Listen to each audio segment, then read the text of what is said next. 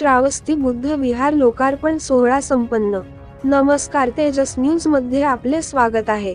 बार्शी येथील प्रबुद्ध भारत चॅरिटेबल ट्रस्टने उभारलेल्या श्रावस्ती बुद्ध विहाराचा लोकार्पण सोहळा बुद्ध पौर्णिमेच्या निमित्ताने भंते सुमेधजी नागसेन यांच्या हस्ते पार पडला।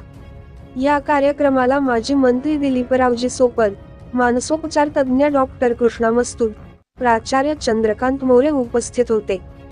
यावेळी बोलताना भंते सुमेधजी नागसेन म्हणाले की भगवान बुद्धाने दिलेल्या धम्माचे पालन सर्वांनी करणे आवश्यक आहे। धम्मामध्ये दानाला फार महत्त्वाचे स्थान आहे। दानाचे विविध प्रकार सांगून दानाचे महत्त्व विशद केले। या ठिकाणी वर्षातून एकदा धम्म परिषद घेतली जावी आणि दर पौर्णिमेला कार्यक्रम घेतला जावा, असा आग्रह त्यांनी धरला। डॉक्टर कृष्णा मस्तूर यांनी गौतम बुद्धाच्या जीवन कार्याचा परिचय करून दिला। यावेळी माजी मंत्री दिलीपरावजी सोपल यांनी विहाराला आणि समाज बांधवाला शुभेच्छा देताना वस्तुस्थिती जाणून विहाराकडे येण्याचा मार्ग बिकट आहे, पण प्रगतीचा आहे असे स्पष्ट केले। प्रबुद्ध भारत चॅरिटेबल ट्रस्टचे अध्यक्ष विष्णू कांबळे यांनी प्रास्ताविक केले। प्राध्यापक डॉक्टर शशिकांत गायकवाड यांनी आभार व्यक्त केले।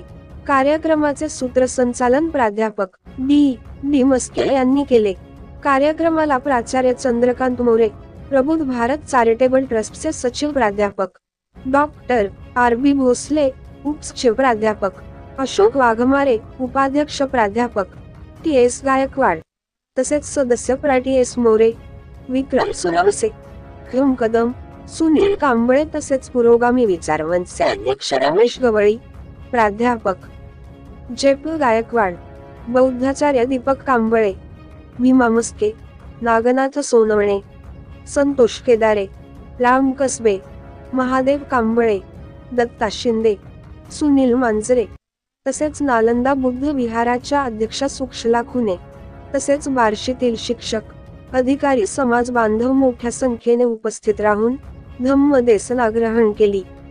तसेच सर्व महिला मोठ्या प्रमाणात उपस्थित होत्या, असे तेजस न्यूज चॅनेलच्या प्रतिनिधीशी बोलताना संख्येचे अध्यक्ष माननीय विष्णू कांबळे साहेब यांनी सांगितले।